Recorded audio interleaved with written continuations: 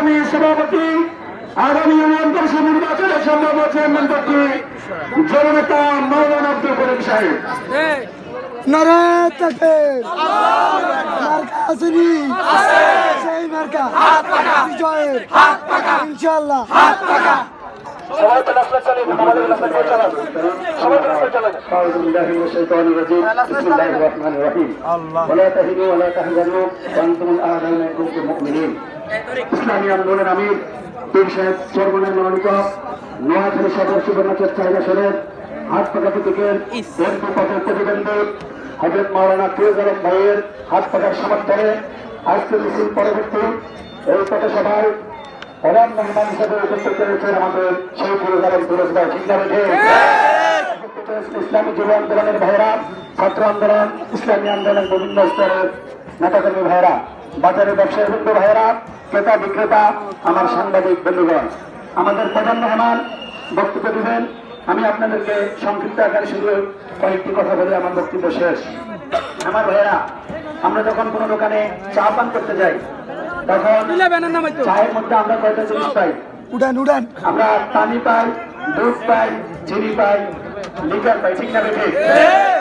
আচ্ছা বলেন তো, এই একটা পাত্রের মধ্যে পানি, চিনি, দুধ এগুলো মিশ্রিত করার পরে এটাকে আর কেউ পানি বলে? এটাকে দুধ চা বলা হয়। কি বলা হয়? অনেকে আমাদেরকে বলে হুজুর এখন ইসলামিক দল অনেকটা, আমরা ভোট দেবো কোনটায়? আমি তাদেরকে বলবো যেটার ভিতরে ইসলামিক দলও আছে, অন ইসলামিক দলও আছে, ওইটাকে এখন আর ইসলামিক দল বলতে পারি না, ইসলামিক দল বলতে পারি না। ঠিক আছে? এখন দুধ চার মতো আরেকটা নাম হয়ে গেছে। ঠিক না? আমি সাথী বন্ধুগণ, আমি আমার ভাইদেরকে বলবো ইসলামের মার্কা একমাত্র হাত পাকা মার্কা। ঠিক না?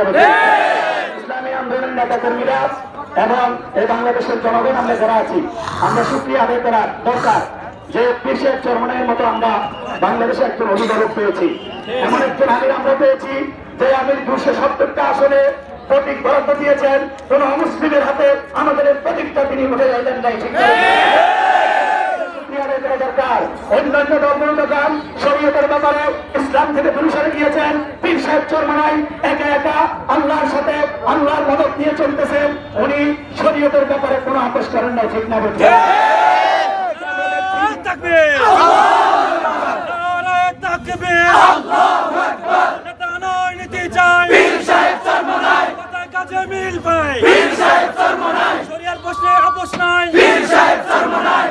সংগ্রামী সাথী বন্ধুগণ, আমাদের মরহুম পীর সাহেব চরমনাই রহমতুল্লাহ আলাইহি, ফজলুল করিম রহমতুল্লাহ আলাইহি বলেছিলেন, মৃত্যুর পরে মানুষ যদি আমার কবরে জুতার মালা দেয় আর আল্লাহ যদি কবরে আমার গলায় ফুলের মালা দেয়, আমি ফজলুল করিমের জন্য আল্লাহর দেওয়া ফুলের মালার দরকার। মানুষ জুতার মালা দিল না ফুলের মালা দিল সেগুলো আমার দেখার দরকার নাই। ঠিক না? তথাকথিত ইসলামিক নামদারি জোট, ওনারা যখন ইসলাম থেকে সরে গেছে, শরিয়া আইন থেকে সরে গেছে, পীর সাহেব চরমনাই আমাদের আমিরুল মুজাহিদিন হযরত পীর সাহেব চরমনাই মুফতি সৈয়দ মোহাম্মদ রেজাউল করিম, উনি জানেন উনার সাথে কে থাকবে কে থাকবে না, কয়টা সিট পাবে কয়টা সিট পাবে না, এরপরেও উনি শরীয়তের ব্যাপারে কোনো আপোষ করেন নাই। ঠিক না? ক্ষমতা না শরিয়া, ক্ষমতা না শরিয়া। অনেক তথাকথিত যাদের অনেক আমিররা যখন বলে এখন ছেলে বন্ধুরা চলে যাও, মেয়ে বন্ধুরা আসে আমার সাথে ছবি উঠাও, আমাদের আমিরুল মুজাহিদিন পীর সাহেব চরমনাই এরকম কোন বেগানা মহিলার সাথে ছবি উঠা যায়? ইসলামী আন্দোলনের কর্মীরা এবং মুসলমান ভাইয়েরা শুকরিয়া আদায় করা দরকার, এরকম একজন আমির আমরা পেয়েছি। ঠিক না?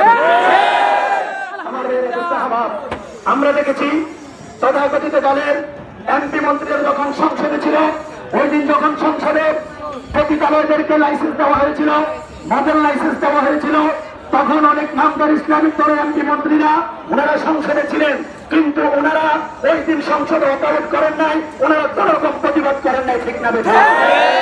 মুসলমানদেরকে বলবো সচেতন হইতে হবে, সতর্ক হইতে হবে।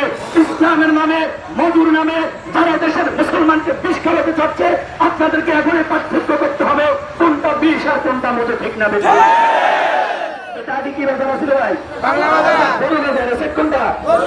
বাজারে বেড়ায় ওট বিক্রি করতে আনছে, গরু বিক্রি করতে আনছে, এখন জিজ্ঞেস করে ভাই আপনার গরু দুধ দেয় কয় কেজি? 5 কেজি। ও লাঠি দেয়, কেউ হালকা ভাতনা দেয়, কেউ কিনে না। দালাল একটা 80 কয় আমার হাতে দেন। এখন দালাল বলতেছে ক্রেতা থেকে ভাই দুধ করতে 20 কেজি লাঠি দেয় নিকাজে না, গরুর মালিক আপনি নিকাজে না, আপনি খেয়ে আমি দালাল কত গরু দুধ করতে মালিক জিজ্ঞেস ভাই উনি যে গুণগুলো বর্ণনা করছে এগুলো আপনার গরুর মধ্যে আসেনি, এগুলো একটাও আমার গরুর মধ্যে নাই, একটাও আমার ওপের মধ্যে নাই, সবগুলো তার ঠোঁটের মধ্যে আছে। ঠিক আছে, আমরা দেখছি অনেকেই ইসলামের কথা মুখে বলে কিন্তু তারা যে ইস্তেহার ঘোষণা করেছে সেখানে শরীয়ত আইনের কথা না আছে না না তারা আমাদেরকে বুঝায় আজকে ক্ষমতা চাই কালকে শরীয়ত কায়েম করেন তো বলি ও ভাই আজকে বিয়ে করলে কালকে বাচ্চা হবে বলি বুঝি বাচ্চা হওয়ার জন্য 9 মাস অপেক্ষা করতে হয়, ক্ষমতায় গেলে কালকে শরীয়ত কায়েম করা সম্ভব নয়। কিন্তু ইসলামী দলে আমির বলতে হবে আমরা যদি ক্ষমতায় যাই আমরা কোরআন সুন্নাহ অনুযায়ী দেশ পরিচালনা করার চেষ্টা করব।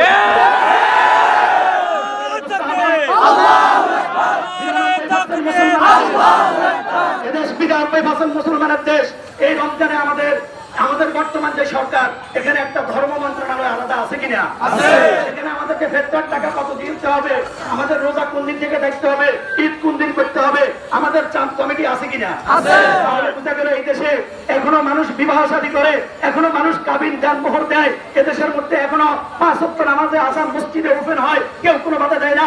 এই দেশের মধ্যে অনেক নিয়ম কারণ এখনো শরীয়ত অনুযায়ী চলে। আমরা ক্ষমতায় আসলে যেগুলো শরীয়ত অনুযায়ী চলে না সেগুলো শরীয়ত অনুযায়ী চালানোর চেষ্টা করবে।